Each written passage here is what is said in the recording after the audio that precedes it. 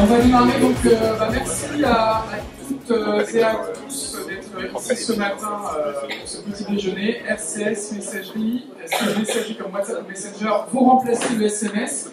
C'est la question qu'on abordera tout au long de cette matinée. Et avant cela, un petit mot d'accueil de Jérôme Lemaire et Jean-Philippe Gallet. Oui, bonjour à tous, merci d'être venus ce matin. Il y a beaucoup de monde, un peu plus que d'habitude, on est bien 70-80 personnes. Juste vous dire que on est ravis d'accueillir la MMA chez nous. Donc on a changé de nom pour ceux qui ont suivi, on s'appelle Verizon Media maintenant, ex-OS. Concrètement en France, on présente des marques comme Yahoo, MSN, Xbox, Neufpost aussi. Voilà, on a de très très beaux locaux professionnels qu'on met à votre disposition justement pour créer des échanges sur plein de sujets divers et variés, parce que chez Verizon Media, on ne fait pas de messagerie instantanée, on est assez ouvert d'esprit, on est très curieux de découvrir ce qui se passe, donc profitez de ce moment, profitez aussi de la partie networking qui arrivera juste après, à partir de 10h30, pour échanger avec nous, avec vos clients, vos prospects, et surtout n'hésitez pas aussi dans la table ronde à intervenir, à poser des questions. L'objectif de ces tables rondes, des petits déjeuners, c'est l'interaction. Donc même s'il y a des speakers, levez votre main, on a des micros pour ça. Et voilà, peut-être une bonne heure et demie d'échange. Et on passe la parole à Jérôme et à Jean-Philippe qui nous font un petit mot d'accueil également. Merci Jérôme, en tout cas merci à vous de nous accueillir. Et puis on rappelle que AOL ou Yahoo, il y a quelques années, avaient été des acteurs incontournables de la messagerie instantanée. Alors oui, mais j'étais pas là. Ça a bien changé depuis. Voilà. Après, si vous voulez discuter de nos solutions, de petits changements en détail, on a un gros groupe média, avec des plateformes, de la data aussi, parce qu'on est à 5 millions de personnes qui utilisent le mail Yahoo, à titre d'exemple, ça nous permet d'avoir une data loguée très qualitative. Merci Jérôme pour ce mot d'accueil. Jean-Philippe également un petit mot d'introduction. Jean-Philippe qui est aux commandes d'une start-up, MyNetwork, mais qui est aussi aux commandes du groupe de travail Messaging Mobile, de la commission Messaging Mobile de la Mobile Marketing Association de France. Oui, bonjour à tous.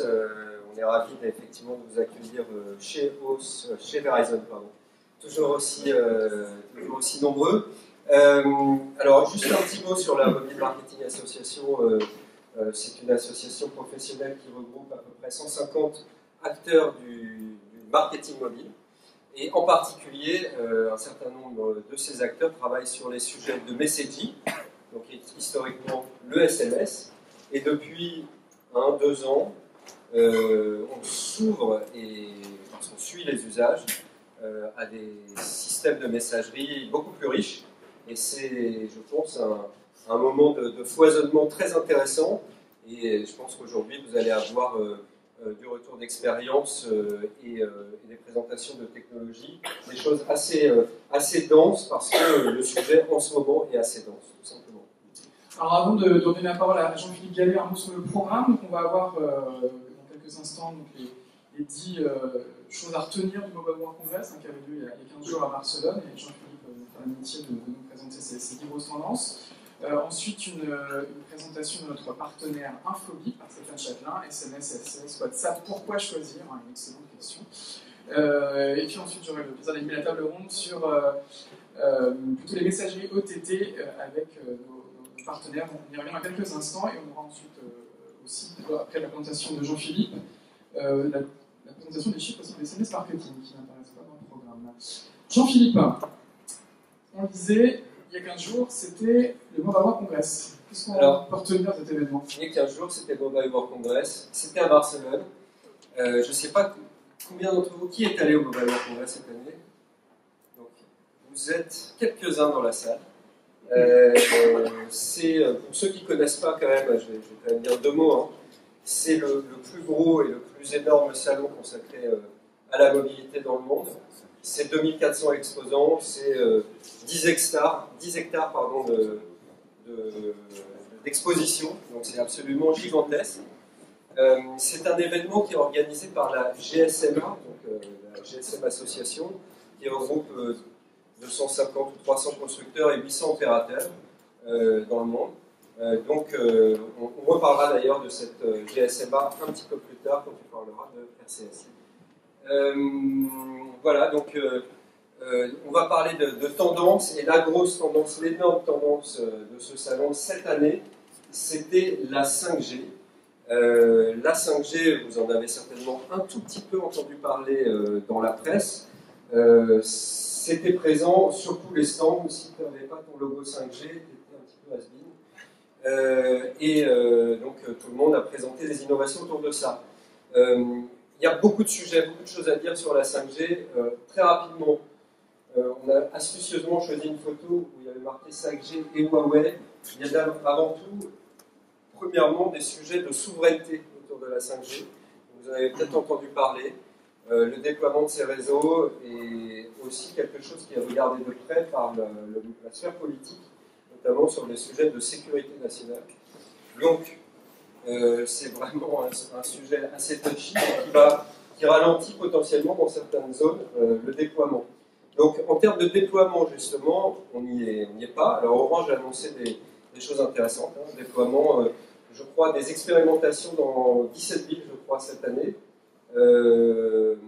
à partir de cet été.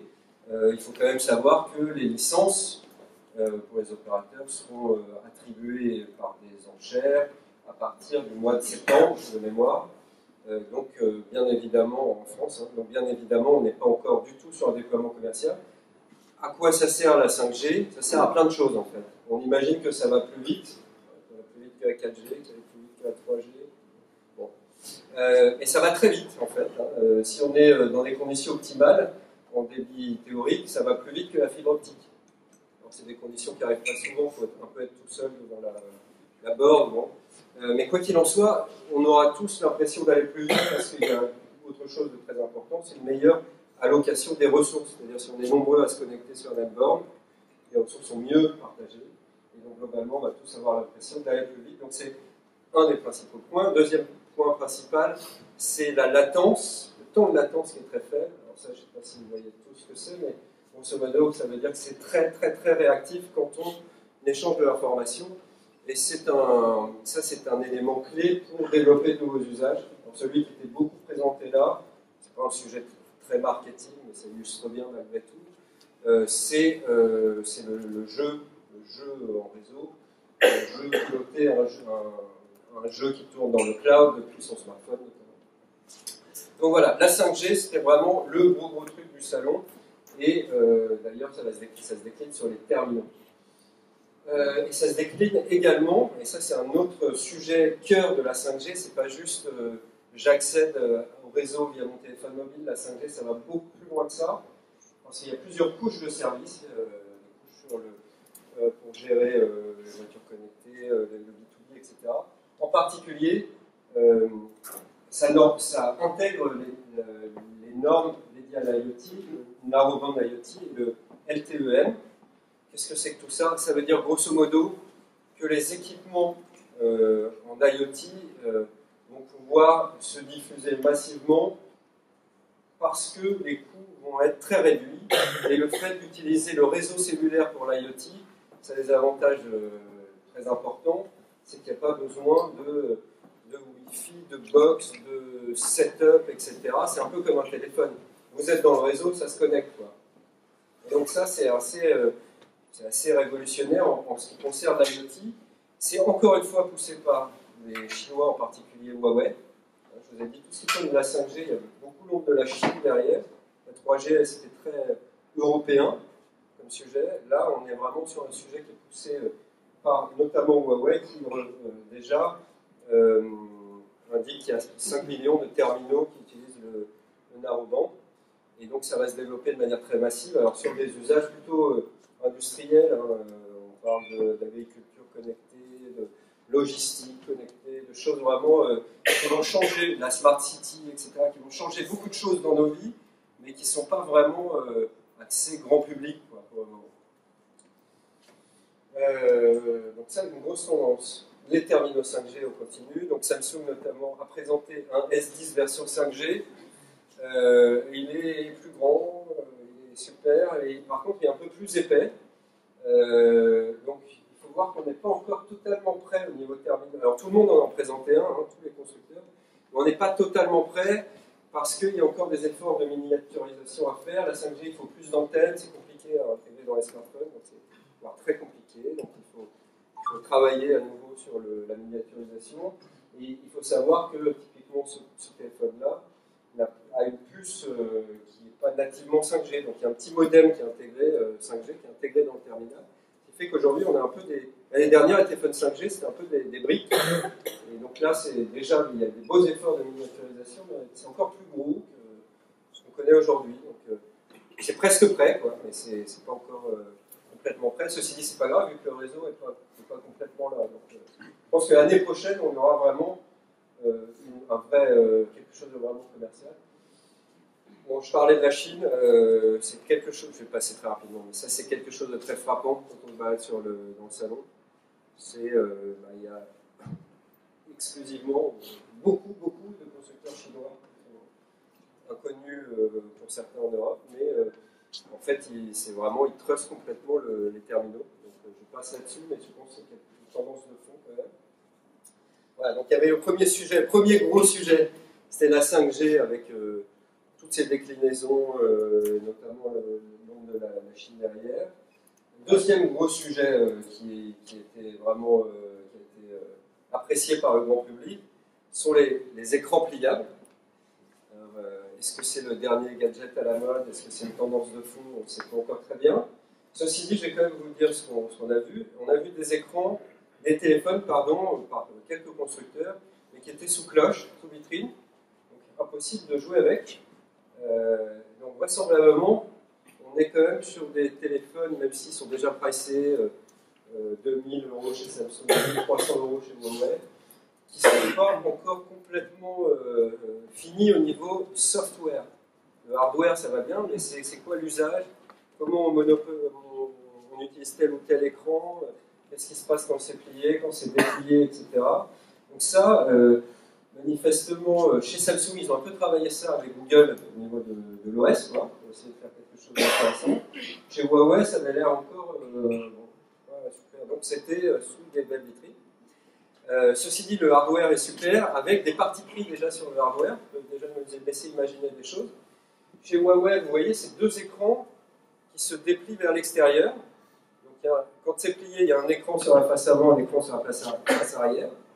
Et ça se déplie pour faire une espèce de tablette. Chez Samsung, c'est pas le même parti pris, c'est l'inverse. C'est comme un téléphone à clapet, mais vertical, quoi. Les écrans se replient les uns sur les autres, et il y a même un troisième écran en façade. Bon, on ne sait pas très bien ce que ça va donner en termes d'usage. Et sinon, il y a d'autres tentatives intéressantes, notamment chez TCL, qui commercialise la marque Alcatel, c'est un groupe de Hong Kong. Là, ils se sont dit, on ne va pas faire un truc plus grand, on va faire un truc plus petit. C'est-à-dire que déplier, ça va être comme un téléphone de maintenant. Et donc, c'est peut-être le retour du téléphone à clapet. On verra. En tout cas, voilà. Je crois que le nouveau Razr va être sur ce mode-là, à clapet, mais avec un écran couleur. Bon. En tout cas, c'est assez impressionnant de voir ces terminaux, mais on ne sait pas très bien encore ce que ça va donner. Gartner prédisait, j'ai entendu ça la semaine dernière, la fin des smartphones dans 10 ans. Bon. Peut-être que ça va être remplacé par des objets qui se déplient. On ne sait pas très bien. En tout cas, c'est une tendance à suivre, sans doute. Autre objet qui n'est pas vraiment dans le spectre de la mobilité, mais qui est hyper impressionnant, je pense que ça vaut le coup quand même d'en dire un mot. C'est... alors, c'est marqué réalité virtuelle. En réalité, là, c'est HoloLens 2 de Microsoft. Donc, c'est la réalité augmentée, ce qu'ils appellent la réalité mixte. Donc, c'est assez différent. Je ne sais pas si tout le monde est familier avec ça. Là, on n'est pas dans un univers virtuel. On voit le monde réel sur lequel sont surimprimés des visuels numériques. Quoi. HoloLens 2, c'est beaucoup plus fort que HoloLens 1. C'est-à-dire que le champ de vision est doublé. C'est un petit peu la limite du premier. Bon, l'ergonomie est meilleure, etc. En fait, c'est un PC, ça embarque un PC Windows 10 dans le casque. Le point important là-dessus, c'est que c'est pas encore grand public. C'est un appareil qui coûte 3500 €. Donc, peu de gens ont ça dans leur salon. Et du coup, les applications qui sont poussées à date sont des applications B2B, notamment dans l'industrie, comment je peux démonter une machine dont je ne connais pas les plans à l'avance, dans le médical, pour aider les chirurgiens lors d'une opération, ou même dans la chirurgie à distance. Donc, voilà, il y a pas mal d'usages possibles pour le moment, et c'est des usages qui sont B2B qui sont présentés, même si on a eu le grand patron d'Epic Games qui développe Fortnite, qui était avec Microsoft, qui soutient le projet. On peut se dire que d'ici 4-5 ans, on aura tout ça dans notre salon, mais je ne sais pas, j'en sais pas plus que vous, mais c'est certainement une tendance à suivre qui est très intéressante. Le NFC, je vais passer rapidement. Bon, en gros, le parc NFC, il commence à être très très massivement déployé dans les téléphones. Je vois des téléphones à quelques dizaines d'euros qui intègrent le NFC. On attend du coup la RATP fasse quelque chose en un niveau. Donc quand ça arrivera, je pense que ça va démocratiser un usage qui va pouvoir sans doute se décliner beaucoup plus massivement qu'aujourd'hui en termes de paiement. Donc là, je pense que ça peut faire écho à vos problématiques, mais pour le moment, on attend ce changement dans l'usage. Rapidement aussi, une autre tendance assez forte, c'est la multiplication des objectifs sur les téléphones. Alors il y en a, Nokia va jusqu'à 5 objectifs. Donc, alors, ils nous disent avec ça, on va avoir une qualité aussi bonne que des appareils réflexes, etc. À tester. Ceci dit, c'est quand même un mouvement de fond. Wiko a présenté un terminal à moins de 300 € avec 3 objectifs Sony. Sony notamment également se positionne pas sur la 5G, pas sur le pliable, mais sur la vidéo, la qualité photo. Donc c'est toujours un argument qui fait vendre fortement les smartphones. Et surtout, quand je le dis à moins de 300 €, 3 objectifs de qualité, c'est quand même assez frappant. Donc aussi une tendance, je ne sais pas comment on peut l'exploiter en marketing, mais c'est évidemment quelque chose qui à suivre. Et puis pour revenir à des sujets qui sont quand même plus proches de ce dont on va parler ce matin, il y avait une belle actualité autour de RCS. Donc RCS, je sais, bon, je vais quand même dire un mot sur le sujet, même si je sais qu'il y a beaucoup de sachants dans la salle sur cette technologie. Globalement, Google n'est pas très content de l'expérience qu'il y avait sur la messagerie Android. Est venu chercher les opérateurs et la GSMA pour faire un truc qui est la messagerie, grosso modo l'équivalent de Facebook Messenger, mais en natif dans tous les téléphones, sans application à télécharger, qui s'utilise sur la base du numéro de téléphone, donc sur des mécaniques et notamment d'opt-in, même si je sais que c'est pas si simple que ça, qui sont déjà réglés. Donc on est vraiment sur une expérience conversationnelle à la portée de tous, dans tous les téléphones. Et qu'est-ce qu'il faut pour que ça arrive? Donc c'est en train d'être déployé à plusieurs niveaux. Il faut des terminaux compatibles, entre guillemets, donc c'est en train d'être intégré dans Android. Je finis, je pense que j'ai un peu débordé. Ça va être intégré dans tous les terminaux, donc c'est en train d'être massivement déployé dans tous les terminaux Android, en natif, Android Message. Donc, c'est le premier truc. Deuxième truc, il faut que les opérateurs aient un back-end qui supporte le RCS, notamment pour que 2 utilisateurs sur un même réseau puissent communiquer entre eux via ce système de messagerie, s'envoyer des images, faire une conversation groupée, etc. Les mêmes usages qu'on a dans WhatsApp, dans Messenger, mais sur la base du réseau de télécom. Et puis, le dernier point pour les marques, pour nous, c'est qu'il faut qu'il y ait une offre de distribution B2B. Donc ça, voilà, on avance. Je ne dirai pas à quel rythme. Je sais que voilà, il y a des expérimentations en cours, il y a des choses qui avancent. Je pense qu'on peut dire de manière certaine, même si je vais avancer un peu, qu'en 2020, on aura quand même la possibilité d'utiliser ça largement en France. Ça arrive plus vite dans certains pays, mais ça arrive également de manière certaine et massive en France. Et je pense que ça, c'est un sujet décisif dans le... Donc on va beaucoup reparler. On va beaucoup reparler. Exactement. Merci Jean-Philippe, on peut l'applaudir. Jean-Philippe nous a parlé du du RCS, qui, si je le comprends bien, va être le successeur du SMS en étant le futur standard pour la messagerie. Mais Jean-Philippe, tu peux rester avec nous. On va surtout aujourd'hui aussi parler du SMS et des chiffres. On va dévoiler avec la F2M, avec Nathalie qui fait le plaisir de parler nous ce matin, les chiffres 2018 du SMS marketing. Alors, Nathalie, est-ce que le SMS marketing est un format dynamique? Oui. Ah, on a parlé de chiffres par contre. Bonjour à tous et à toutes, je fais gauche et droite, c'est bon. Donc, juste avant de commencer avec les chiffres, je vais prendre juste les petites appels, je sais pas où il y a. Voilà, comme ça, donc, avant de commencer avec les chiffres, je vais juste présenter la FMM pour ceux qui ne la connaissent pas. Donc, on a été créé en 2005 par les opérateurs Bouygues Télécom, Orange et SFR. Au départ, donc, guichet central de réservation pour les SMS+. Depuis, on va dire, jusqu'à il y a un an, nos activités étaient très centrées sur le paiement sur facture. Et depuis un an, nous ouvrons un peu plus notre périmètre, pour d'autres activités, pour d'autres sujets, et donc surtout pour le développement des services et usages multimédia multi-opérateurs. Donc, pourquoi nous parlons du SMS marketing? Parce que depuis 2015, les opérateurs ont créé leur plan de numérotation pour les push SMS, donc les SMS marketing. Depuis 2017, nous consolidons les chiffres des opérateurs pour constituer un baromètre que nous publions maintenant tous les ans. Les ans, c'est un peu prétentieux, ça fait 2 ans. Mais bon, voilà, ça va être la 2e année. Et donc voilà, donc ça fait partie des chiffres que la NEMA France va publier aujourd'hui. Et le baromètre sera publié, le baromètre qui est un tout petit peu complet, mais avec quelques informations en plus, il sera publié sur le site de la FMM ce soir ou demain. Donc, comme je disais, c'est une croissance à 2 chiffres partout. Donc, on va commencer avec les SMS promotionnels, donc ce qu'on connaît comme le palier 36, pour ceux qui travaillent avec. Donc, on a une croissance de 15%. Ça correspond à 3 milliards de SMS envoyés en 2018. Donc, ça reste dynamique. C'est moins impressionnant, on verra, par rapport au transactionnel comme croissance, mais c'est une belle croissance encore. Il n'y a pas beaucoup de marchés qui peuvent se targuer. Voilà, non, mais quand on parle des chiffres comme ça, on devient blasé, c'est pour ça, on se dit là, un petit 20%, donc ça serait bien. Et on précise que ce sont des volumes. Oui, c'est des volumes, ce sont les nombres de SMS envoyés, donc reçus par les consommateurs. Après, si on passe au SMS transactionnel, donc comme vous le savez, c'est pour la sécurisation du paiement, donc le tête SMS par exemple, la confirmation de rendez-vous, livraison par relais.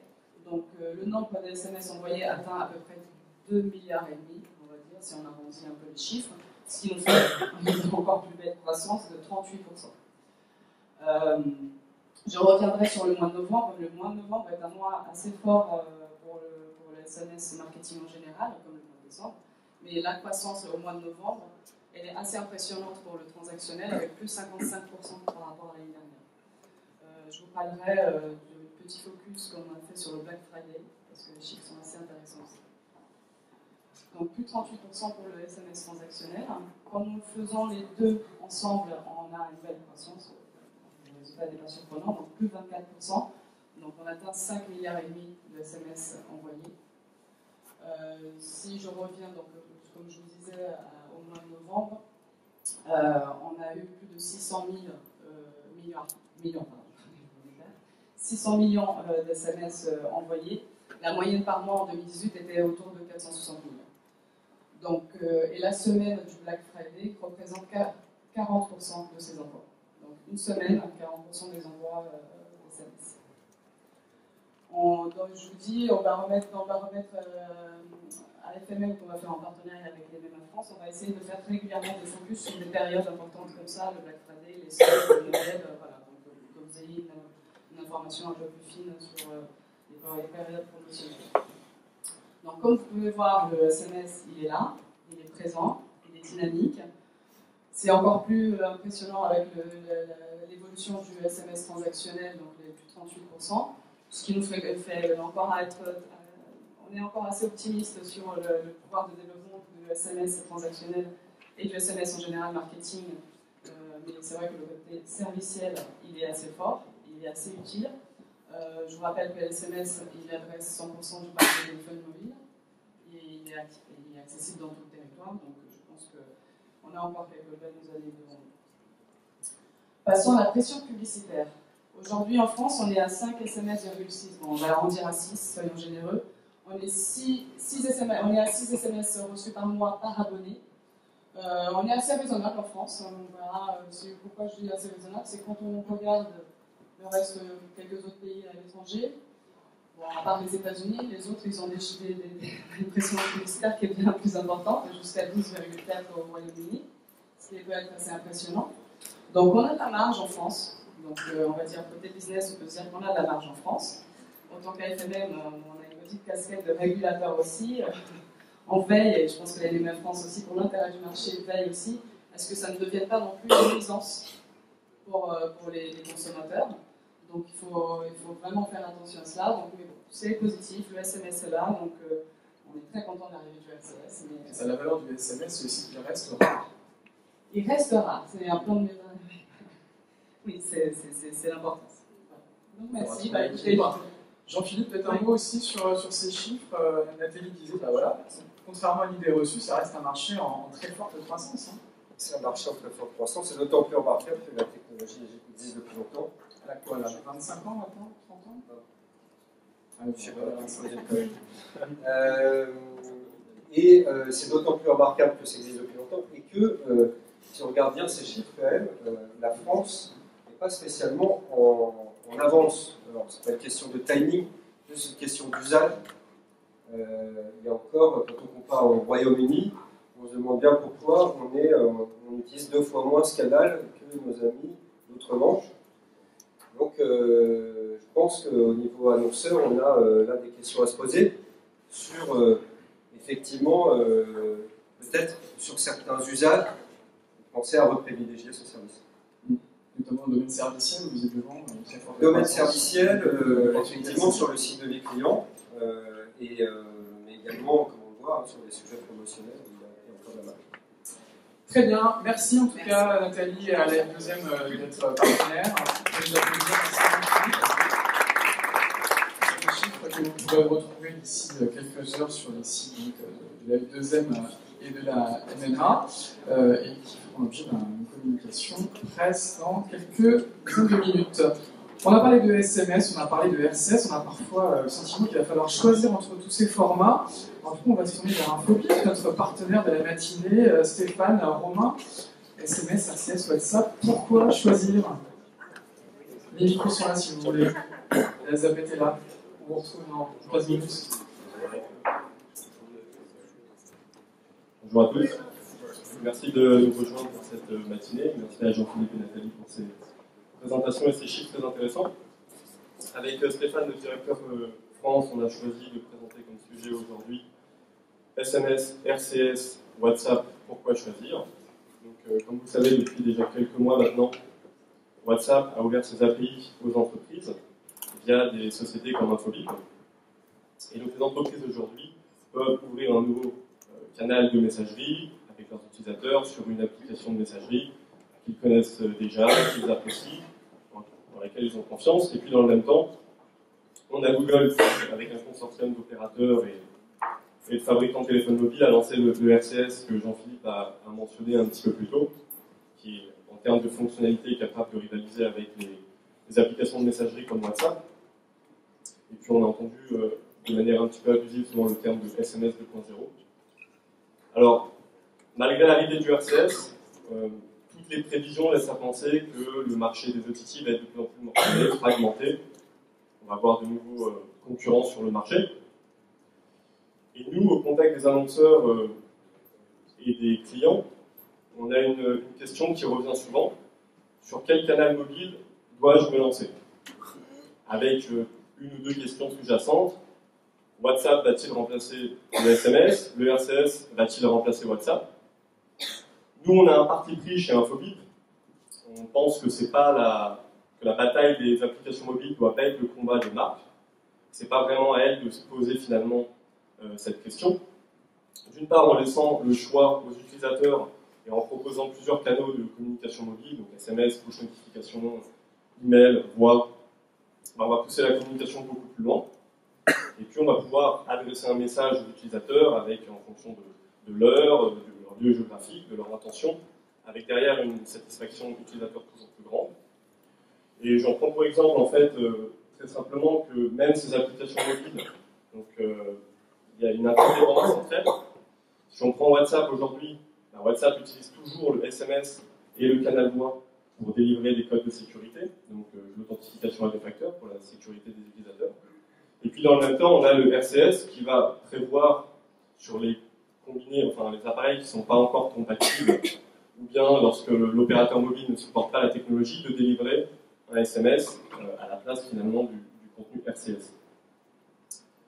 Donc nous, on a prévu en fait avec Stéphane, et puis pour alimenter la réflexion de cette table ronde, et puis pour introduire le sujet, de vous présenter ces deux canaux de communication que sont le WhatsApp Business Programme et le RCS à travers deux cas clients, deux courtes vidéos. Et puis ça va permettre voilà, de démarrer la table ronde et d'alimenter donc le sujet. Je vais laisser la parole à Stéphane qui va commencer avec le premier cas. Bonjour à tous, merci Romain pour cette introduction. Donc moi je vais vous parler d'un cas WhatsApp avec la société Mukuru.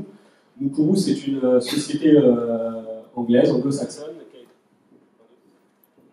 qui a été créée donc, en 2004, qui opère aujourd'hui dans 11 pays d'Afrique avec 60 partenaires locaux. C'est ni plus ni moins une société qui permet de faire du transfert d'argent, un peu comme TransferWise par exemple, donc sur les marchés africains. Donc là, on voit tout simplement pour l'utilisateur qui veut engager donc, une communication avec la société Mukuru, il doit tout simplement dans son carnet d'adresse enregistrer le numéro de la société Mukuru. Donc là, on voit tout simplement donc, dans le carnet d'adresse, je rajoute donc, le numéro qui est écrit juste à côté. Ce qui est assez intéressant, quand on valide, on voit tout de suite que le téléphone reconnaît que c'est un numéro WhatsApp. Donc, de la même manière qu'un utilisateur en particulier, enfin de vous à moi, le fonctionnement avec les sociétés fonctionne exactement de la même manière. Donc là, je dis, comme j'ai dit dans les étapes, on va envoyer le mot-clé MOU directement sur l'application WhatsApp. Ce qu'on peut voir quand même, ce qui est assez intéressant, à ce moment-là, il y a quelques informations qui sont très importantes. Tout en haut, vous allez voir, en dessous du numéro, il y a le nom de la société, Mukuru, avec un petit encart vert qui montre que c'est une société vérifiée. Donc ça rassure l'utilisateur sur le fait qu'il va bien échanger avec la société Mukuru. Il faut savoir qu'aujourd'hui, WhatsApp valide manuellement chaque société qui est créée, chaque nouveau contact est validé manuellement par WhatsApp. Donc ça permet à l'utilisateur d'être sûr d'engager avec sa marque préférée. Ensuite, juste en dessous, on a cet encart qui vient expliquer que l'ensemble de la conversation va être chiffré de bout en bout, donc WhatsApp, en l'occurrence, n'a pas accès au contenu du message pour lequel l'utilisateur va échanger avec sa marque.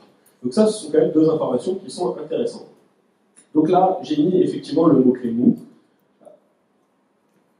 Voilà. Donc du coup, là, on remonte que le Mukuru est vraiment dans les contacts. Hein. Et donc là, typiquement, si je clique sur le compte en haut, j'ai plusieurs informations. Donc je reviens sur cette histoire de petit encart vert qui montre avec l'écriture juste en dessous que c'est bien un compte professionnel vérifié.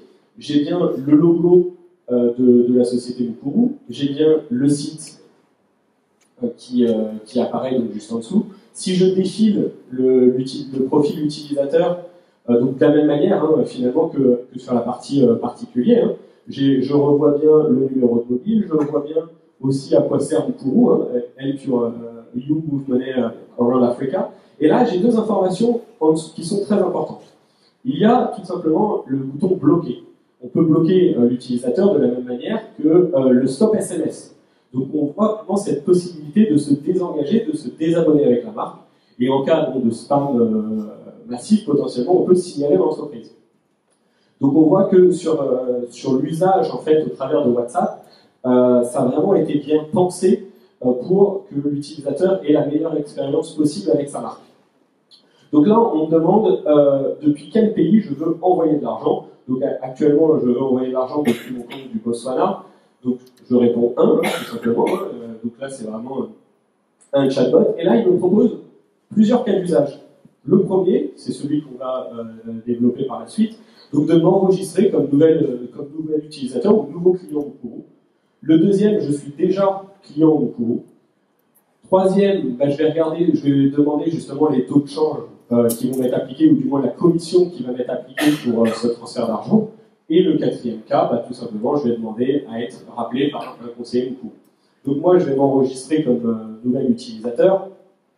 Donc là, il va tout simplement me demander, OK, vous voulez vous devenir un nouvel utilisateur, mais pourquoi? Donc une fois de plus, deux choix.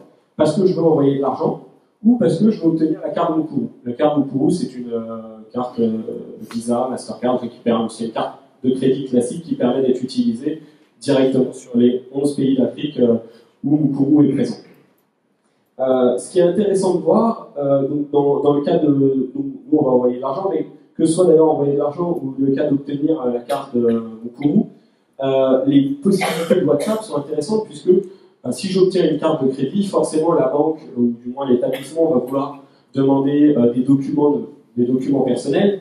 Typiquement, je pourrais prendre en photo mon passeport, ma carte d'identité, peu importe mon justificatif de domicile, et directement l'envoyer au travers de WhatsApp. Donc là, on voit qu'il y a la possibilité vraiment d'enrichir facilement pour l'utilisateur la conversation. Donc moi, là, du coup, je dis que je vais envoyer de l'argent. Nouvelle fonctionnalité intéressante, WhatsApp récupère directement le numéro de mobile avec lequel je me suis enregistré et me demande si c'est bien vers ce numéro-là que je souhaite être appelé ou si je veux en proposer un nouveau. Moi, je confirme, c'est effectivement bien mon numéro.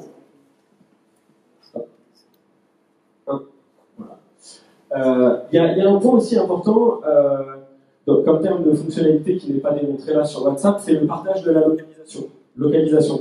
Puisque je disais qu'on peut obtenir de l'argent en Afrique, ils ont 60 banques partenaires sur ces 11 pays.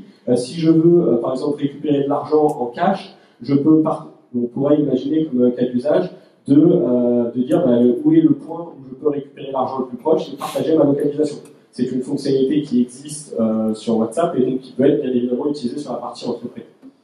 Donc là, du coup, il me demande quel langage je parle. Aujourd'hui, je parle français, donc, je ne parle pas ces autres langues, à part l'anglais, bien évidemment. Et là, du coup, on me dit tout simplement qu'un conseiller Mukuru va me rappeler dans les plus brefs délais pour finaliser mon virement. Donc là, on voit, donc nous, on a mis, effectivement, là, c'est vraiment purement du texte, mais on voit qu'à plusieurs étapes, on aurait pu excessivement enrichir la conversation. Ce qui me permet de faire une belle transition avec le cas d'après qui va être présenté par Romain sur le RCS, où là on va avoir des exemples également enrichis. Merci. Alors on travaille sur plusieurs projets RCS en ce moment, avec BlaBlaCar notamment. Simplement aujourd'hui on a choisi de vous présenter le projet Cabify parce qu'on a un visuel, c'est un petit peu plus appréciable. Donc Cabify, tout comme BlaBlaCar, c'est une société de VTC qui est présente sur une quarantaine de villes dans 10 pays, majoritairement en Amérique latine, et puis en Espagne ainsi qu'au Portugal. Donc à travers ils proposent leur service à travers une application mobile. Et pour ce projet RCS, l'entreprise a choisi de se focaliser donc, sur le Mexique. Moi, je vais simplement commenter un petit peu la vidéo qui est en espagnol. Donc, au démarrage, vous pouvez voir tout comme sur WhatsApp le contact Cabify qui se trouve dans votre application de messagerie au milieu des contacts de la famille, des amis, des collègues. Et lorsqu'on clique dessus, on aura tout de suite 4 options. S'enregistrer en tant que chauffeur, donc un petit peu un processus d'onboarding, en fait, comme on l'a vu avec le cas Mukuru. Voyager dans une ville en particulier. On a une option qui est pour les entreprises, donc découvrir l'offre d'entreprise de Cabify. Et puis la dernière, la plus classique, commander un chauffeur. Donc si on clique sur le premier bouton, on voit tout de suite qu'on a un contenu multimédia, donc là en l'occurrence une image, et puis avec un bouton qui va nous proposer en fait de se rediriger vers une landing page pour renseigner des informations afin de créer un compte chauffeur. Alors là, une expérience pas forcément bien différente du SMS enrichi, qui aurait un lien dans le SMS, mais déjà on voit qu'il y a un contenu multimédia, qu'il y avait des options qui étaient disponibles avant, donc on va un petit peu au-delà de ce qu'on connaît déjà. On va revenir au menu principal pour la seconde option. Cette fois, on découvre les villes qui sont disponibles sur Cabify, et là on a un look and feel qui va être un petit peu plus proche de ce que vous connaissez sur Facebook Messenger, avec un carrousel, avec notamment des boutons qui apparaissent en dessous.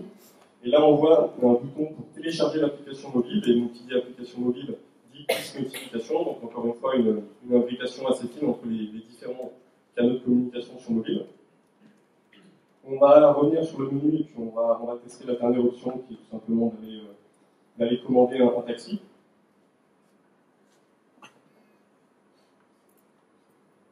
Voilà, donc là on sélectionne la destination. Une carte va s'ouvrir. Cette carte, elle est directement dans l'interface de messagerie. L'utilisateur n'a pas besoin de sortir. Il va sélectionner sa localisation, pardon, et puis il va attendre simplement que le chauffeur vienne au point de rendez-vous. On a encore du contenu multimédia avec la photo du conducteur, son numéro d'enregistrement et puis l'endroit, le point de rendez-vous. Voilà. Donc, c'est terminé pour cette vidéo. En fait, au-delà simplement de vous montrer à quoi ressemble WhatsApp, à quoi ressemble le RCS, on voulait souligner quelques points. Ces deux sociétés, elles ont des similitudes. Elles ont toutes deux des clients ou des utilisateurs qui sont dans des endroits géographiques différents, avec des habitudes de consommation différentes. Pour autant, elles n'ont pas abandonné les anciens canaux mobiles qu'elles utilisaient. Cabify propose toujours par le SES de télécharger l'application mobile, et donc avec derrière des push notifications. Mukuru permet toujours via email de récolter des documents du type pièce d'identité auprès de ses utilisateurs. Donc nous, en fait, ce qu'on s'efforce de faire chez Infobip, c'est de proposer une plateforme avec une infrastructure mutualisée, avec un développement en continu, avec une maintenance, voilà, pour permettre à l'entreprise finalement de délivrer, d'adresser tous les besoins de ses utilisateurs dans des régions différentes. On pense effectivement aujourd'hui pour que les entreprises soient, on va dire, atteignent un beau succès sur le mobile, qu'elles doivent être partenaires finalement d'une entreprise de messaging omnicanal. Et je vais laisser maintenant la parole à Stéphane qui va conclure, qui a encore quelques mots avant de terminer cet exposé. Merci. Donc oui, effectivement, comme le disait Romain, et ce qui reprend avec l'introduction, aujourd'hui, on ne pense pas que ça doit être le combat des marques de choisir la plateforme vers laquelle ils doivent se tourner, mais et exactement comme on a pu le montrer avec Cabify en Espagne va utiliser massivement WhatsApp, quand au Mexique, ils vont utiliser le RCS, qui est déjà disponible en grande partie.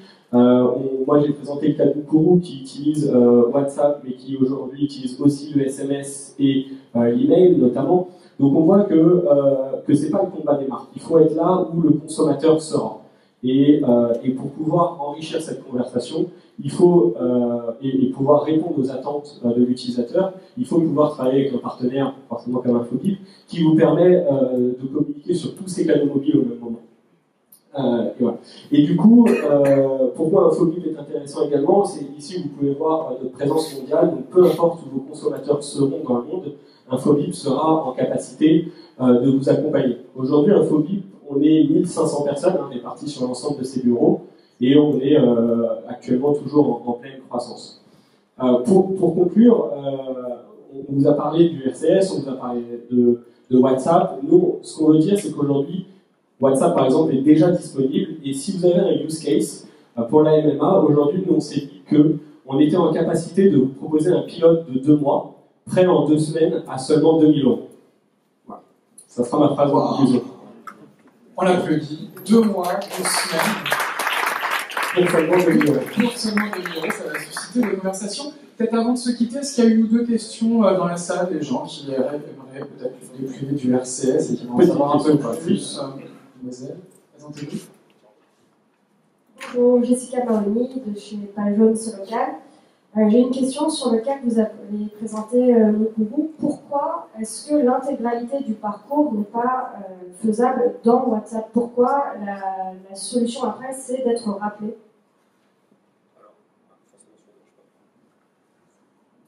En fait, aujourd'hui, Mukuru a lancé donc, WhatsApp en novembre de l'année dernière, et donc du coup, ils ne déportent pas tous les usages d'un coup, forcément.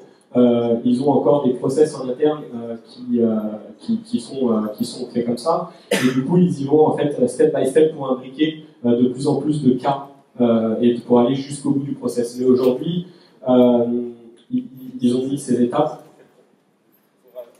Pour aller sur un déploiement étape par étape. Allô? On est de retour.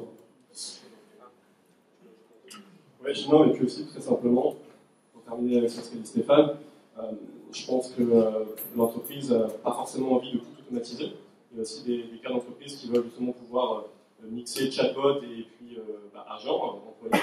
Et c'est aussi l'avantage, entre guillemets, via les API WhatsApp, de pouvoir facilement switcher entre ces deux types de conversations.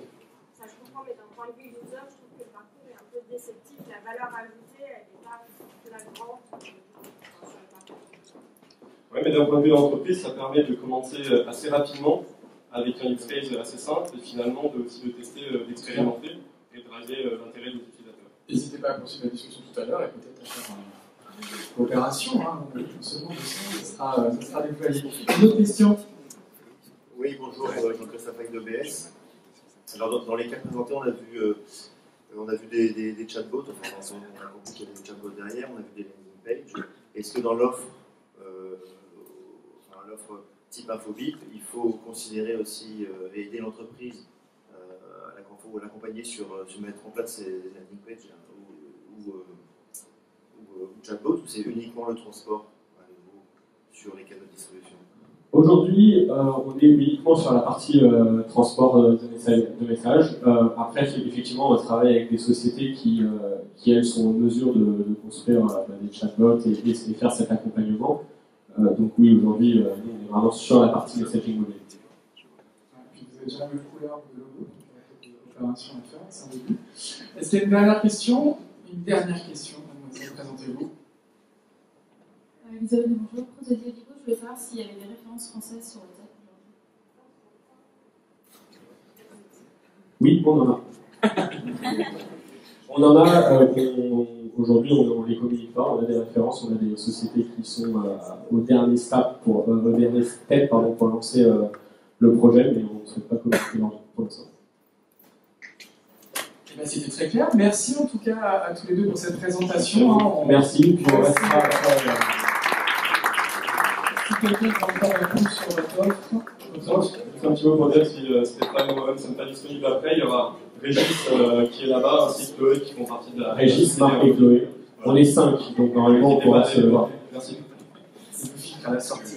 Merci en tout cas à tous les deux à l'offre d'Infobip. Je vous propose de passer à la dernière partie de cette matinée qui est une table ronde pour savoir pour les marques comment se mobiliser. Et j'invite Yvan Laborderie de Cdiscount, Lara Ruiz de Sélectionniste Visual Bot, Guilain de Cdiscount, de Geoffrey de TSC à me rejoindre sur scène.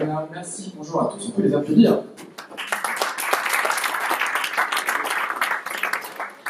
On va juste commencer par se présenter en quelques mots, en quelques chiffres. Cdiscount, Yvan, vous êtes chef d'activité marketing fidélisation chez Cdiscount. Cdiscount, on peut vous présenter donc en quelques mots, vous êtes le bras armé du groupe Casino dans le digital. Exactement, Cdiscount, c'est le numéro 2 en France dans le e-commerce. C'est en quelques chiffres 3,6 milliards de chiffre d'affaires, 9 millions de clients et 20 millions de visites par mois, donc c'est quand même assez bien. Et un point lourd aussi sur le mobile. Et un point lourd sur le mobile, en effet, on fait à peu près 2 tiers des visites sur smartphone, donc c'est quand même assez important. À votre gauche, Lara Ruiz, fondatrice de Sélectionniste Visual Bot AI, c'est une marque compliquée ça? Alors on a simplifié, prochainement tout ça se rebrande sous le nom de Ledia.ai. Ah, une exclusivité. Ce sujet.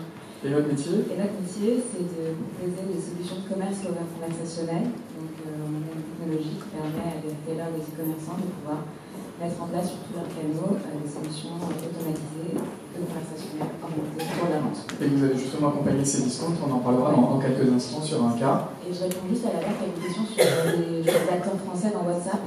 Il y a oui SNCF, je vais essayer. Très bien. Un mot également on va rester en l'ordre, Geoffrey peut-être, donc Managing Director de TSC France. Ne m'appelez plus de Social Client, TSC France. Pitié, arrête-toi. J'arrête. En quelques mots, quelques chiffres. Yes, donc TSC, c'est une agence digitale spécialisée dans l'expérience client, qui notamment travaille vraiment sur toutes les nouvelles interactions entre les marques et les consommateurs.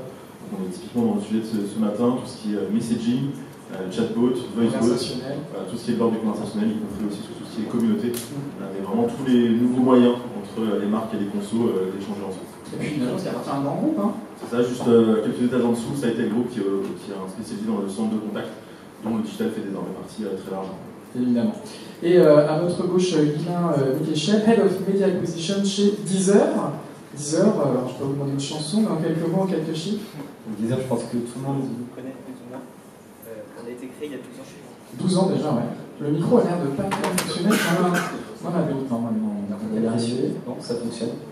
Ça fonctionne. Donc on a été créé il y a 12 ans. Maintenant, on est présent dans plus de 180 pays. Il y a plus de 53 millions de titres. Il y a 14 millions d'utilisateurs mensuels uniques. Voilà, ça performe bien. Et on est leader en France. Et si on a des chiffres spécifiques au mobile, on peut en donner ou pas? Je crois que la majorité de votre audience se fait aujourd'hui sur mobile, notamment dans les applications. Je ne pourrais pas communiquer un chiffre, mais on est très majoritairement sur mobile. Très majoritairement, ok. J'ai des rumeurs sur Internet que c'est même plus des 2 tiers, mais il ne peut pas confirmer. C'est des rumeurs. Très bien, alors on va revenir juste sur la partie un peu relation client, et avant de parler du présent voire du futur, on va parler peut-être un peu du passé déjà, parce que la relation client sur mobile, elle s'est faite aussi en grande partie sur le SMS et l'email. Yvan, aujourd'hui, si on regarde un petit peu dans la rétroviseur, c'était quoi votre usage de ces canaux chez Cdiscount? Historiquement, ouais, on était très email chez Cdiscount, on l'est toujours encore beaucoup.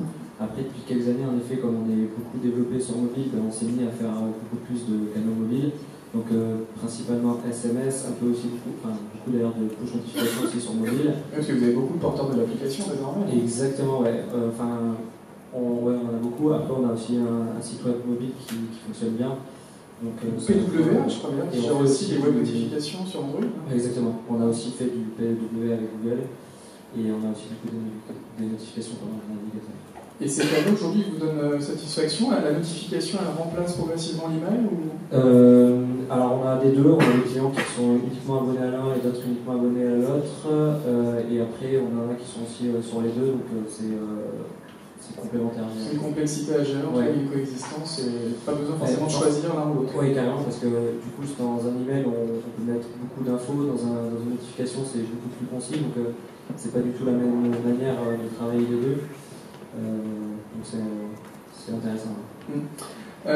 Lara, on parle beaucoup de chatbot depuis que vous êtes à la Mobile Marketing Association, mais quel regard vous portez aussi sur les anciens canaux type SMS ou email?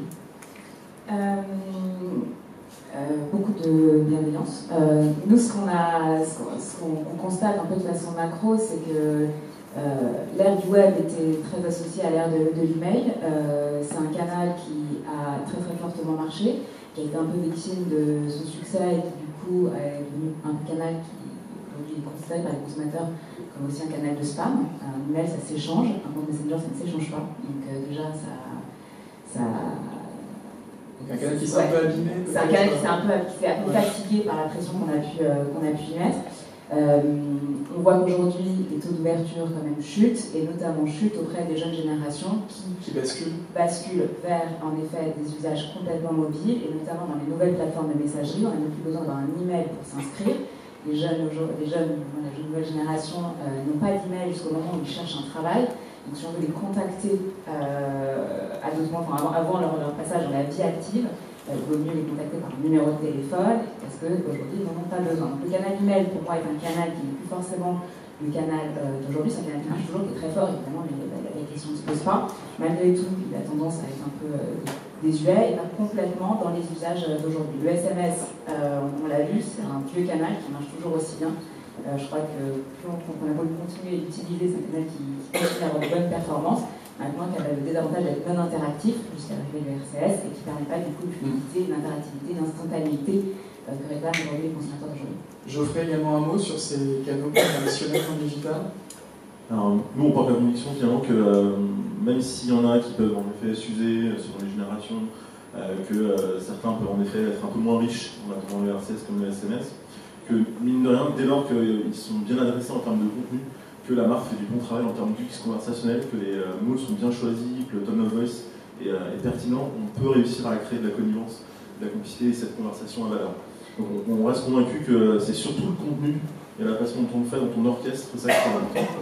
Et puis après, ça va dépendre aussi des marques. On a typiquement travaillé par le passé pour SNCF qui avait fait le choix de faire un chatbot, mais via du SMS pour être sûr de couvrir tout le monde, parce que la SNCF a le devoir, entre guillemets, de pouvoir être accessible à tous. Voilà, je pense que ça dépend aussi beaucoup de qui vous êtes comme marque, comment vous adressez les choses et de quel type de conversation on propose. plus que le canal, encore une fois, qui est important. Dylan, alors vous êtes en charge de l'acquisition, mais quel regard vous portez sur ces canaux de relations clients un peu plus traditionnels? Alors moi je rejoins du coup tout à fait le point de Lara sur le fait que c'est un canal qui est... c'est une chose. Je rejoins du coup tout à fait le point de Lara sur le fait que c'est un canal qui n'est plus universel. Du coup, nous en fait on l'utilise toujours pour tout ce qui va être relation client, et pour tout ce qui est acquisition on va privilégier d'autres canaux un petit peu plus digitaux. L'email n'est plus le canal universel qu'il a pu être pendant 20 ans, mais c'est vrai que c'est une nouvelle donne, un nouveau départ. Alors on va parler du coup de vos projets. Alors Cdiscount, vous avez travaillé avec Visual Sélectionniste sur un, j'ai pas encore retenu le nouveau nom, excuse-moi Lara. Levia, voilà, donc Cdiscount, vous avez travaillé avec Levia sur un projet sur Messenger. Dites-nous un peu plus. Du coup en gros, nous sur Messenger, on avait quand même déjà une conversation qui était existante. On avait des conseillers qui permettaient de répondre aux questions des clients. Ça a été monté par une autre équipe qui s'occupe justement de la partie relation client. Nous, de notre côté, en fait, notre but, c'est plutôt le marketing client et comment on fidélise ses clients. Donc, on a travaillé avec Lara pour monter un chatbot qui s'appelle Léo. C'est un assistant bon plan. Donc, l'objectif, c'est Cdiscount, on a beaucoup de produits. Il y a 48 univers, il y a 40 millions, je crois, de produits. Enfin, c'est assez énorme. Donc, on a travaillé pour proposer finalement une surprise tous les jours, des sélections qui sont faites par nos acheteurs. On a des grands spécialistes, par exemple, dans le domaine du vin. Donc, Laurent fait une sélection chaque semaine avec des produits sur le vin. Laurent ou Léo? Laurent, qui travaille pour Léo. Et du coup, c'est le chatbot du chatbot. Exactement, mais c'est aussi pour utiliser un peu l'humain exactement chez Cdiscount, parce que finalement, on a aussi beaucoup d'acheteurs qui sont des spécialistes dans chacune des catégories de produits. Donc, c'est comment aussi, au-delà des algorithmes, on utilise un peu ce savoir humain. Et aussi, après, voilà, des jeux, des choses, et petit à petit, on rajoute plein de nouveautés. Donc c'est une logique un peu de curation, comment on pourrait expliquer ça? Parce que quand on arrive aujourd'hui sur Cdiscount, on a une pléthore de produits. Combien vous avez de produits à partir 40 millions. 40 millions de produits, et donc vous avez dit cette logique un peu plutôt de search, d'ouverture qu'on peut avoir sur le web, on va l'inverser et on va proposer, suggérer une sélection de produits au sur Messenger. Exactement. Aujourd'hui, l'approche qu'on a, elle est plutôt de complémentaire. On ne va pas reproduire l'application ou le site Cdiscount dans un chatbot, parce qu'en fait, il y aurait trop de choses à faire. Et aujourd'hui, je pense que c'est l'usage qui n'est pas encore mûr là-dessus. Donc on est parti sur qu'est-ce qu'on peut proposer de différent et qui a un peu de valeur ajoutée par rapport à ce que le site et l'app fait. Et c'est pour ça qu'on a démarré vers l'assistant bon plan, où on négocie aussi des deals exclusifs avec certaines marques pour proposer tous les jours une bonne affaire. D'accord. Donc un assistant qui a été lancé il y a très peu de temps, je crois. Ouais, exactement, on s'est lancé fin novembre, donc voilà, on a quelques mois à peine de recul dessus. L'objectif, c'est d'apprendre petit à petit, d'aller étape par étape, comme d'autres clients tout à l'heure. Alors, qu'est-ce qu'on peut dire? Est-ce que vous avez touché la cible que vous souhaitiez toucher? Il y a un nombre de conversations en croissance? Aujourd'hui, on fait une croissance organique de quasiment 15% d'une semaine sur l'autre, donc ça marche plutôt bien, ça grandit bien. Ce que je peux vous dire, nous, on l'a lancé beaucoup pour toucher aussi d'autres cibles de clients, donc plutôt des jeunes, d'être un peu plus innovant et interactif aussi dans l'approche, parce que finalement, l'email, la notification, c'est beaucoup la marque vers le client. Et là, c'est la première fois où finalement le client peut nous donner un retour, on peut échanger en fonction de ce qu'il aime, ce qu'il n'aime pas, et essayer d'adapter un peu ce qu'on propose. Et en termes de démographie, ce sont effectivement les plus jeunes nominaux qui utilisent ce canal? Si on regarde un peu en tout cas ce que les études montrent, en effet, sur Messenger, il y a une population qui est quand même beaucoup plus jeune. Et si on regarde aussi pas mal d'autres études sur l'email, en effet, les jeunes générations elles vont plutôt privilégier les messageries mobiles parce qu'elles les utilisent déjà avec leurs amis. Donc, Lara, dans ce projet, l'idée c'était de changer la logique, de passer d'une logique logique push à une logique pull avec le consommateur. Oui, c'est vraiment un projet orienté autour du CRM et comment on peut animer et créer, embaser une nouvelle communauté dans Messenger. La beauté de Messenger, on en parlait un peu tout à l'heure, c'est le fait que la marque ne peut pas aller chercher l'utilisateur, elle doit attendre que l'utilisateur vienne à lui, donc ça rend le consentement, c'est très RGPD dans le fond, ça rend le consentement au consommateur. Ça a la CNIL, j'ai beaucoup d'échanges avec l'association ces derniers temps. Et donc le consommateur doit être maître et acteur de son destin, et donc il contacte la marque, et donc c'est un nouvel utilisateur embasé. On rentre dans cette communauté Messenger, on va ensuite retravailler avec une stratégie de push maligne, notamment parce que on va pouvoir du coup ultra targeter les utilisateurs sur la base de l'information. Dans le cas de Cdiscount, on leur demande s'ils s'intéressent au voyage, à la déco, au vin, aux jeux pour enfants. Et peu importe les projets, on nous donne de l'information, on leur propose de... C'est comme ça que doit être le marketing avec les nouvelles générations, que leur donner envie d'y aller avec la marque pour ensuite leur ouvrir tout le catalogue. Ouais, je pense que clairement là-dessus, les choses ont changé. Je pense que les nouvelles générations font moins avoir que les précédentes là-dessus, sont beaucoup plus, sont beaucoup plus vigilantes aux informations qu'elles donnent. Et donc c'est un canal qu'il faut utiliser comme un canal propre. Et il faut proposer à l'utilisateur de choisir ce à quoi il a envie de s'abonner, il a envie de recevoir, que les informations l'intéressent, l'information ne l'intéresse pas, et à tout moment fluidifier ce désabonnement. Quand ça marche bien, on a 80% d'ouverture des push, 80-90%, et même sur une autre marque, c'est Discord, après près d'un an d'envoi quotidien de push sur un service auquel l'utilisateur a souscrit, on est toujours à plus de 60% d'ouverture. C'est-à-dire que c'est un canal qui marche à partir du moment où on a vraiment donné le contrôle à l'utilisateur. Juste avant de parler de Deezer, pour l'instant, on amorce la conversation avec le consommateur, on ne vend pas. Non, en effet, aujourd'hui, c'est plutôt, on fait découvrir des produits, on incite à regarder, à se balader, à jouer, à échanger avec la marque, donc créer un lien. Et ensuite, l'utilisateur, s'il veut d'ouvrir un produit, d'aller sur le site pour regarder un peu plus. Aujourd'hui, on ne convertit pas directement dans Messenger. Je pense qu'à l'avenir, ça se fera. Mais voilà. C'était une première étape en tout cas à franchir. Et pourquoi pas si demain il y a beaucoup d'activités. Exactement. Et du coup ne même pas basculer ni sur le web ni sur l'application. Oui, on est hyper ouvert et on ira là où ça fonctionne. Je pense qu'aujourd'hui c'est pas hyper nature et même dans les usages. Je pense que moi le premier, quand je commande quelque chose, je vais plutôt sur le site et pas forcément dans Messenger pour commander quelque chose. Donc, on n'est pas encore prêt là-dessus, ni les clients, ni les marques. En tout cas, cette interface vous permet d'apprendre. Ouais, exactement. On va parler un petit peu du coup de Deezer, peut-être avec Guylain en premier. Alors, Guylain, donc on rappelle, Deezer, une plateforme musicale, leader en France, très puissante sur mobile, très puissante avec son application. Pourquoi avoir eu envie d'investir aussi Messenger? En fait, on est parti de deux postulats. Le premier, c'est qu'on est très présent en acquisition sur Facebook, et qu'on ne tire pas forcément le maximum du potentiel de Messenger dans les stratégies d'acquisition. Et le second, c'est que Facebook est un carrefour d'audience absolument inévitable, puisque c'est la seconde plateforme mondiale. Il y a jusqu'à 1,3 milliard d'utilisateurs, donc c'est clairement... Sur Messenger, voilà. Il y a un inventaire, que pour l'instant on n'en profitait pas, donc on s'est dit pourquoi ne pas être présent, sachant qu'en plus la musique se partage. Ça pouvait être un bon carrefour d'audience. Alors la musique se partage, et donc c'est le cœur de ce que vous avez développé avec TSC. Expliquez-nous. Ouais. En fait, l'idée est très simple, en une phrase, c'est de rendre le partage musical plus facile et de donner au passage du coup de la visibilité à Deezer. Donc pour ça, on est parti sur 4 petits votes développés du coup pour 5 marchés. Donc France, UK, US, Allemagne et Brésil. L'idée, c'est très simplement, quand on est dans Messenger, d'avoir une extension de Deezer qui permet directement en fait, de rechercher un titre, un artiste ou une playlist et de le partager. Auquel cas, du coup, les personnes peuvent soit streamer 30 secondes, soit sinon cliquer dessus et être redirigées pour l'écouter directement.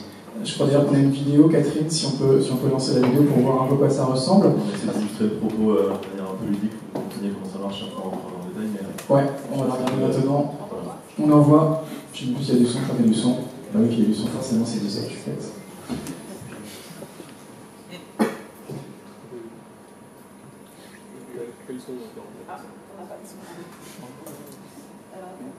Le son va revenir. Je vais essayer de limiter la guitare si vous voulez. Donc on voit. Après, il est en train de jouer un morceau, ça lui fait penser en même temps qu'il voit la notification au fait que c'est l'anniversaire de son pote Jonathan. Il est parti pour lui envoyer un message normal, entre guillemets. Il hésite, il revient en arrière. Et là on voit donc Deezer Messenger, c'est ça l'extension. La chat extension, c'est une feature spécifique de Messenger qui permet en effet de... Et on est dans Messenger. Ouais. Dans Messenger, on va chercher en fait le catalogue Deezer et il retrouve un morceau apparemment qui le rend nostalgique. C'est les Doors, donc c'est son pote. Ah ouais, et puis Paul Armstrong, c'est bizarre d'envoyer ça à son pote. Satisfait, il peut reprendre son morceau. Et il a partagé son amitié. C'est un beau projet en tout cas. Hein. C'était vraiment l'idée en effet, par ce que évoquait Guylain à l'instant sur la notion d'audience, c'était de croiser en fait finalement cet endroit où il y a de l'audience, où il y a la capacité à aller récupérer les bonnes personnes avec une facilité à faire une action qui pourrait être compliquée. Partager depuis Deezer, on n'y pense pas forcément À l'inverse, le faire dans ce sens-là, ça peut être hyper naturel. Et donc concrètement, son ami, qui n'était peut-être pas abonné à Deezer, va être amené sur la plateforme, et puis on espère qu'il va s'abonner avec un abonnement pas cher. Si on peut recruter quelques utilisateurs au passage, c'est pour ça qu'il est. D'accord. Et là, les projets ici, c'était finalement d'ancrer la marque dans la conversation, c'est-à-dire potentiellement, sur la base de ça, ils vont continuer à discuter, ou peut-être repartager d'autres musiques, et finalement, on crée encore une fois cette conversation enrichie, dont la marque fait partie. Et en parallèle de ça, potentiellement, ça permet d'ouvrir encore une fois la conversation entre la marque et le conso, et là, pour le coup, potentiellement, de faire des choses plus intéressantes en termes de bouche. On enrichit une conversation avec une marque plutôt que d'avoir une rupture un peu brutale qui obligerait à quitter l'application. C'est aussi ça qu'attend les nouvelles générations, quelque part, une intrusion plus soft de la marque. Il faut que ce soit plus naturel, parce qu'en fait, encore une fois, c'est ce que je disais tout à l'heure, le fait de reproduire ce qu'ils font tous les jours, les uns et les autres, c'est ce qui est le plus naturel. Et on peut aussi imaginer que, même d'un point de vue demain pur business achat, ça aille plus loin, parce qu'encore une fois, Messenger ne le permet pas encore aujourd'hui, mais le paiement il arrive sous très très peu de temps. Et je pense que ça va démultiplier dans l'expérience, où finalement, un peu comme sur le WeChat, bientôt tout pourra se passer dans cette conversation. Je vais discuter, je vais partager du contenu, je vais donner envie d'aller à un concert en partageant un morceau de musique, je vais peut-être potentiellement pouvoir proposer d'acheter des billets à l'intérieur de la conversation, et tout se passera au même endroit. Et juste un petit point, moi je ne souscris pas toujours à l'idée de dire Messenger c'est un truc pour les jeunes. C'est la deuxième application la plus téléchargée en France, donc c'est pas du tout une appli pour les geeks ni pour les jeunes, c'est pour tout le monde. Et ce serait dommage de s'en priver, d'autant que finalement c'est très très facile à utiliser, puisque c'est comme en effet du SMS, même entre guillemets, maintenant de 65 ans, c'est s'en servir quoi. Donc ne vous en privez pas, c'est pas plus compliqué que d'utiliser un SMS. Ouais, c'est vraiment facile à utiliser. On a eu deux cas d'usage un peu différents. Hein. Donc sur Deezer, on peut plutôt découvrir le service. Sur Cdiscount, c'était plutôt un chatbot. Vous pourriez faire ce que fait l'autre, c'est-à-dire par exemple découvrir des produits Cdiscount dans le cadre d'une conversation, ou faire un chatbot pour recommander une playlist. Oui, je pense. Pour l'instant, on ne le fait pas, parce qu'on n'a pas trouvé peut-être le bon cas d'usage qui permettrait de s'initier dans les conversations. On a un peu réfléchi, est-ce que ce serait de la wishlist, est-ce que ce serait des choses comme ça qui permettraient de le partager. Mais pourquoi pas? Pourquoi pas, ouais. Et pour Deezer, pareil, avoir un chatbot qui fait de la recommandation de playlists en fonction des profils. On fait des petits tests du coup au Brésil et en Allemagne. Du coup, il y a un gros travail d'algo par derrière, mais ça peut fonctionner. Ensuite, c'est quelque chose effectivement qu'on a en tête, mais l'idée c'est qu'on a un produit phare qui est comme Flow, qui par définition sert de moteur de recommandation et dans le produit. L'idée c'est quand même de laisser les gens dans le produit et le stream se fait à la base dans l'application. C'est pas vraiment une direction vers laquelle on va continuer à tirer. Très bien. Alors on a beaucoup parlé de Messenger, qui est effectivement la plateforme conversationnelle phare sur le marché français, mais au cours de cette matinée on a entendu évidemment d'autres environnements. WhatsApp, évidemment, iMessage, pour les gens qui ont des appareils iOS, demain le RCS. C'est aussi un futur possible pour Cdiscount? Oui, enfin, c'est déjà un quotidien. Aujourd'hui, WhatsApp a été lancé sur toute la partie transactionnelle. Après, c'est vrai que même pour WhatsApp, c'est pas forcément très ouvert aujourd'hui pour la promotion et la partie plus fidélisation. Donc nous, on attend un peu de regarder comment ça évolue. Vous faites quoi donc concrètement? Vous envoyez des... Aujourd'hui, en fait, c'est comme un SMS quasiment, c'est plutôt de la notification pour tout ce qui est suivi transactionnel, donc confirmation de commande ou tout ce qui est relation client. Ok. Et d'autres messageries OTT, type iMessage ou... Non, alors pourquoi? Parce que comme on va aller étape par étape, et vu les volumes qu'on a, on se concentre là où il y a le plus de monde. Donc aujourd'hui, c'est Messenger qui est quand même numéro 1. Donc on se démarre sur Messenger, ça veut pas dire que demain, ce qu'on fait sur Messenger, on ne le fera pas sur WhatsApp. Et le RCS, quand ce sera prêt, pourquoi pas? Exactement, le RCS c'est pareil, moi je pense que c'est pas du tout prêt aujourd'hui. Tout le monde n'est pas d'accord dans ça. Disons que, je sais pas si on a 9 millions de clients, on ne peut pas faire quelque chose s'il y a 500 000 personnes, donc on le fera le jour où on pourra toucher au minimum un bon pourcentage. Les opérateurs vous écoutent et je crois qu'ils travaillent activement sur ces questions. Le jour où ils seront prêts, on sera prêts. Formidable. Lara, un petit mot également sur les autres messageries OTT. On en a un petit peu parlé. En effet, pour en avoir longuement discuté chez Facebook, WhatsApp n'est clairement pas le canal demain pour faire du commerce. Donc, au démarrage, ils veulent l'utiliser vraiment comme un canal relationnel, de relation client, qui ne sera pas un canal promotionnel. Donc, je pense qu'il y a plein de choses à tester dans cette logique d'accompagnement autour du service client à travers WhatsApp.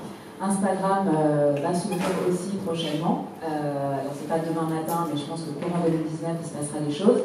J'invite les marques de mode et cosmétiques à se pencher sur le sujet parce que je sais que côté Facebook ils vont chercher des cas d'usage dans ces domaines-là. Ça va être, à mon avis, extraordinaire ce qu'on va pouvoir faire en commerce conversationnel, notamment dans Instagram.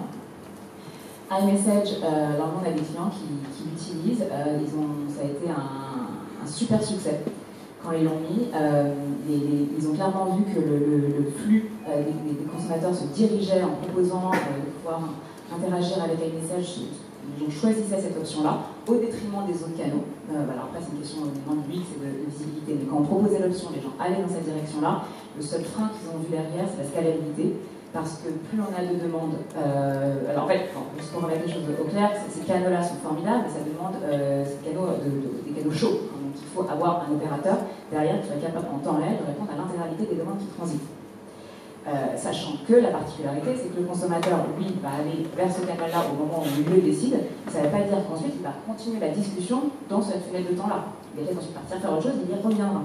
Donc pour un opérateur humain derrière d'offrir cette disponibilité-là, c'est assez complexe. Et ce qui aujourd'hui bloque les freine, c'est le fait qu'il faut automatiser la relation, du moins un premier niveau avant de basculer à un opérateur humain, parce que sinon, on ne peut pas offrir, on ne peut pas avoir autant ça c'est sur la partie bot, mais on peut avoir une application... On est obligé, en fait, si on veut scaler ces modèles-là, on est obligé d'automatiser un premier niveau, sinon il faut mettre autant d'humains que de clients. Ça met en cause la rentabilité du projet. Exactement. Donc du coup, les retailers que je connais ont commencé à tester, ils ont été convaincus, ça a marché, les consommateurs s'en emparent, maintenant il faut automatiser une partie, pas tout, et ensuite basculer à un opérateur pour essayer de... La voix aussi, ça fait partie des plateformes? Alors la voix, oui, mais moi tous les gens qui ont testé autour de moi n'ont pas encore vu l'engouement, hein, le monde derrière, donc ça reste des POC qui n'ont pas forcément été transformés en un cas business. Je pense que, quand on voit les stats aux US, j'imagine que ça va arriver en Europe et en France. Aujourd'hui, c'est quand même balbutiant, tout le monde n'est pas encore complètement équipé. Dans mon domaine qui est le retail et l'e-commerce, tant qu'il n'y a pas d'écran sur les devices à la maison, c'est compliqué de faire une recherche de produits par l'oral, parce que ça va me dire aujourd'hui je te trouve ça, mais si je ne le vois pas, c'est quand même pas très confortable. Si pour me renvoyer sur mon téléphone, c'est quand même... Bien sûr, je reviens en arrière. Yvan, vous aviez lancé un POC vocal, vous avez arrêté? Oui, c'était une initiative de l'équipe plutôt de data science qui avait lancé à l'époque une expérimentation, mais c'était plus aussi pour tester à la fois la technologie qu'il y avait derrière et aussi l'usage. On l'a lancé, il y avait de l'usage, il y avait des gens qui venaient tous les jours et que ça fonctionnait plutôt bien. C'était justement pour faire du suivi de commande et découvrir quelques produits. Après, il n'y avait pas suffisamment d'usage pour qu'on maintienne, parce que voilà, si même il y a 1000 personnes par jour, je dis on a 1000 clients, donc on ne peut pas faire des initiatives comme ça. Sauf que le marché d'école. Exactement, donc en tout cas, on a arrêté, mais on relancera sûrement, parce que je pense que ça se développera, comme on dit Lara, ça fonctionne dans beaucoup de pays. Donc, Geoffrey, au-delà de Messenger, les autres plateformes OTT, la voix, c'est partie aussi du futur possible dans l'univers conversationnel? Alors oui, on a parlé de WhatsApp à l'instant. Moi, j'aurais complété sur cette partie-là en disant que c'est un canal qui potentiellement peut être intéressant à tester aussi dans une ligne très VIP. Les conditions de WhatsApp sont assez contraignantes, mais cette contrainte pouvait être transformée en opportunité en disant parce que vous êtes client VIP, je vais vous répondre en moins de 24 heures, ce qui est une obligation. Je vais créer des formats de réponse qui sont validés par WhatsApp. Mais du coup c'est systématiquement hyper qualitatif et c'est pas une conversation mal faite ou mal orchestrée d'un point de vue visuel. Donc il y a un premier bénéfice là-dessus qui est typiquement pour traiter soit du client premium, soit pour aller tester sur une graphe de clients que vous voulez soit bien garder ou sur lequel il faut utiliser du churn. Et puis après il y a une autre messagerie dont on n'a pas parlé et dont je veux me faire l'écho, c'est nos petits amis de chez Apple qui arrive très très vite pour les avoir croisés il n'y a pas très longtemps. Apple Business Chat, qui est donc un format de messagerie qui est dans les OS uniquement Apple, mais il y a un suréquipement là aussi sur certains milieux urbains, c'est plus. Pas que, c'est déjà 20% de la population, mais il y a des marques très premium, des travelers notamment sont suréquipés. Donc surtout ces gens qui ont un usage hyper régulier de je récupère mon boarding pass sur une chose, ça peut être hyper intéressant, avec une qualité notamment d'ergonomie qui est assez stupéfiante. Il y a eu 2-3 tests déjà qui ont été faits par NJ, la Redoute, etc. Je vous invite à aller voir. Honnêtement, c'est assez spectaculaire et ça peut permettre de faire des choses aussi un peu différenciées, encore une fois pour des cohortes de clients bien particuliers. Guilain, au-delà de Messenger, vous êtes, je crois, sur un message Oui, on est sur un message, on n'est pas encore sur toutes les plateformes, mais c'est une direction que clairement on va prendre. Pourquoi? Parce que quand on propose un service, en fait, on a tout intérêt à proposer une extension en fait, de cette expérience utilisateur sur d'autres touchpoints. Donc typiquement, c'est quelque chose qui prend tout son sens. Et donc il y a une mini-app Deezer dans le store pour faire iMessage sur iOS. En fait, directement sur iMessage, sur iMessage, on a la possibilité d'avoir exactement le même user journey que sur Messenger, où on peut directement ouvrir une petite pop-up qui permet de chercher un titre, un artiste, une playlist et de le partager facilement. Très bien, il est déjà presque 10h20, je vais vous demander un début de conclusion. Yvan, est-ce qu'on peut dire que cet environnement conversationnel, les chatbots, les messages, etc., demain ça pourrait faire de l'ombre au web et aux applications, parce que ça pourrait être le troisième grand environnement digital? Ça pourrait, après, notre expérience nous montre aussi, voilà, ça fait 20 ans qu'on dit que l'email va mourir, et finalement il est quand même loin d'être mort. Donc moi je serais prudent à dire que oui, ça peut le remplacer, parce que finalement si on regarde WeChat en Asie, ça a explosé quand même pas mal de choses. Après le web fonctionne bien, PWA fonctionne très bien et ça marche de plus en plus. Donc je pense qu'à très court terme ça va être très complémentaire. À moyen et long terme, oui, ça peut le remplacer, surtout quand on voit Facebook qui investit quand même beaucoup dans cette direction. En tout cas, vous mettrez autant de moyens dans le conversationnel que vous en avez mis par exemple dans votre application? Oui, clairement, nous, on sera là où nos clients voudront qu'on soit. Donc, si les clients aujourd'hui veulent faire uniquement du conversationnel, on fera que du conversationnel. Après, la diversité des clients qu'on a fait qu'on sera toujours finalement présent à différents endroits parce que je vous dis que le mobile cartonne, il y a aussi des clients qui utilisent uniquement le PC. Donc, on continuera à proposer tous les supports pour tous nos clients. La multiplication et touchpoint, votre hashtag de conclusion, ce serait quoi? Du coup, mon hashtag c'était hashtag client parce que finalement on existe pour eux. Donc tout ce qu'on fait c'est pour les satisfaire, pour répondre à leurs besoins. Toujours orienté client. Merci Yvan, on invite tout le monde à télécharger l'application Cdiscount. Exactement. Vous faites une promo là pour le petit déjeuner comme chez Infogeek ou pas? Non, j'ai pas de code de réduction. Après, sachez que chez Cdiscount, on a tendance à en faire très régulièrement. On fait du voyage, on fait de l'énergie, on fait tous les produits. Si vous aimez du vin, si vous aimez, vous avez besoin d'un nouveau frigo, on fait vraiment de tout. Donc n'hésitez pas à les chercher.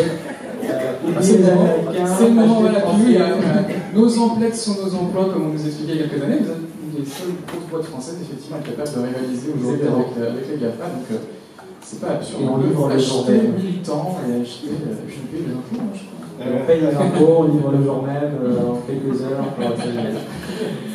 Merci Yvan. Merci à vous. Lara, également, un mot de conclusion. On peut dire que le conversationnel, ce sera vraiment la troisième grande famille dans laquelle il faut investir après le web et les applis. Oui, clairement. Alors après, je pense qu'il faut quand même distinguer entre les acteurs qui ont la taille de Cdiscount pour qui le parc applicatif mobile restera quelque chose d'extrêmement fort et des marques pour qui lancer une application mobile n'a pas forcément de sens. Et auquel cas, pour ces marques-là, je pense très sérieusement que les interfaces conversationnelles remplaceront l'utilité d'avoir une application mobile. On ne remplacera pas le fait d'avoir un site mobile responsive de qualité, mais je pense qu'en effet, il faut skipper l'étape applicative mobile pour basculer dans une interface conversationnelle. Donc c'est complètement complémentaire, voire ça peut remplacer selon la typologie. Et juste sur le code promo de Cdiscount, dans le code de Léo, Cdiscount, si vous commencez une discussion, sauf si on arrive au bout de notre quota, normalement, vous pouvez aussi inviter. Ah bah oui, n'hésitez pas, surtout dans Messenger, à utiliser Léo. Et on termine avec un hashtag de conclusion, peut-être Nouveaux usages. Nouveaux usages. Et on rappelle la nouvelle marque. Et la nouvelle marque aussi. Ah, hashtag Livia.ai. Voilà, hashtag Livia.ai. Merci Lara, et on invite tout le monde à vous contacter. Le nouveau site est en ligne ou pas encore? Attendons. On va poursuivre la discussion. Geoffrey, également, un mot de conclusion. J'imagine que vous êtes d'accord sur l'idée que le conversationnel, c'est une future grande famille dans laquelle il faut lourdement investir. Alors, c'est pas le futur, c'est le présent. Toujours le conventionnel, déjà là en fait, on peut y aller. C'est pas bien ça. C'est sur un bon mix, mais c'est hyper important de dire que c'est encore une fois pas le futur, mais c'est le présent, parce que les gens utilisent ça toute la journée et qu'on pourrait plutôt se poser la question de savoir si demain les réseaux sociaux sont pas en train de baisser significativement en termes d'usage au profit des messages. Même Mark Zuckerberg est en train de le dire. Ça a été annoncé. Le feed décline au profit des messageries interpersonnelles. Le top 5 des applications, c'est les plateformes de messagerie. Ouais, donc c'est juste là qu'il faut être. Et la dimension privacy ajoute à cette tendance. Et aujourd'hui, en effet, vous pouvez choisir finalement n'importe laquelle, pouvoir être là où vous êtes à l'aise, choisir le canal typiquement aussi même par typologie de gens à qui vous adressez, vos collègues, vos amis, votre famille. Enfin, il n'y a pas à hésiter, il faut investir. Non, définitivement, il faut réfléchir vraiment bien à l'avance au type de scénario, au use case, Parce que par contre, ouvrir quelque chose en disant bah, bonjour et on verra bien, je gère pas la dimension réponse, le timing, mettre des gens derrière, avoir un bon mix people. Faut être bien accompagné. Oui, au-delà de ça, il faut soi-même se dire qu'est-ce que j'ai envie de proposer dans cette expérience versus quand je vais sur mon site où je vais peut-être avoir une exhaustivité et où par contre je vais avoir moins d'émotions, moins de proximité versus la conversation. Donc c'est aussi choisir ces messages. On copie-colle pas simplement ce qu'on faisait avant, il faut repenser l'environnement. Un hashtag de conclusion, ce serait quoi pour TSC? Très classiquement, conversationnel ski. Ouais, c'est bien, c'est très bien. Puis on rappelle que vous pouvez accueillir d'éventuelles personnes intéressées de ce même immeuble. Tout à fait. Merci. Même dans la salle, il y a... Très bien. Bien, on va laisser le mot de la fin. Alors, ça serait quoi la conclusion de tout ça? Vous restez quand même assez absentrique, mais on sent quand même que le centre de gravité de Deezer va progressivement être aspiré par ces environnements conversationnels. Alors en fait, le centre de gravité de Deezer restera toujours l'application Deezer, donc quoi qu'il arrive, ça restera. Quoi qu'il arrive, attention, si on se parle dans 10 ans. On reste à la base d'une application, donc voilà. Le streaming musical se passe du coup par l'application. Ensuite, d'un point de vue vraiment stratégie d'acquisition et vraiment de recrutement d'utilisateurs, il est vrai que tout ce qui est du coup ces plateformes de messagerie deviennent, comme le disait tout à l'heure, effectivement cette présence est un incontournable.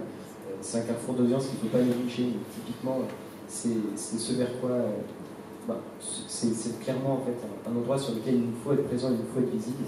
Et du coup, je pense qu'effectivement, en hashtag de fin, je dirais visibilité, parce que ça permet vraiment d'apporter une complémentarité avec tous les autres canaux et l'idée étant d'avoir vraiment, pour maximiser le reach, d'avoir une présence à 360 degrés entre guillemets sur tous les canaux digitaux. Donc, notre intérêt. Et on invite tout le monde évidemment à s'abonner à Deezer, une société française qui paye ses impôts et qui fait de très belles choses dans le digital. Merci. En tout cas, très bien contre le géant vert.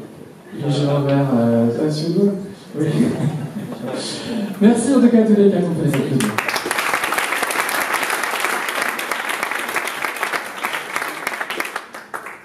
Il n'y a plus les diapositives suivantes sur les prochains rendez-vous, mais vous pouvez évidemment nous suivre sur les réseaux sociaux également, puisque la Mobile Marketing Association France a une présence sur les journaux, je ne sais pas si c'est passé. Il y a également le site mmf.fr, le blog mobilemarketing.fr, et on aura d'autres rendez-vous dans les prochaines semaines avec des petits déjeuners. Alors Catherine, aide-moi sur les dates, peut-être un petit déjeuner le 11 avril, merci Julie, consacré à la data et un peu aux questions de privacy. Mi-mai, on aura un petit déjeuner sur les interfaces mobiles. On va probablement parler de PWA, c'est Discount qui en a parlé, et on pourrait les réinviter, pour parler de PWA qui sera sponsorisé par Augury. Non, Augury c'est sur le 11 avril je crois. Et le 27 juin aussi un petit déjeuner publicité mobile avec Gameloft, on parlera un peu plus de branding le 27 juin. Alors, merci en tout cas à toutes et à tous d'avoir été si nombreux ce matin. Et je vous propose de poursuivre cette conversation. Merci à tous.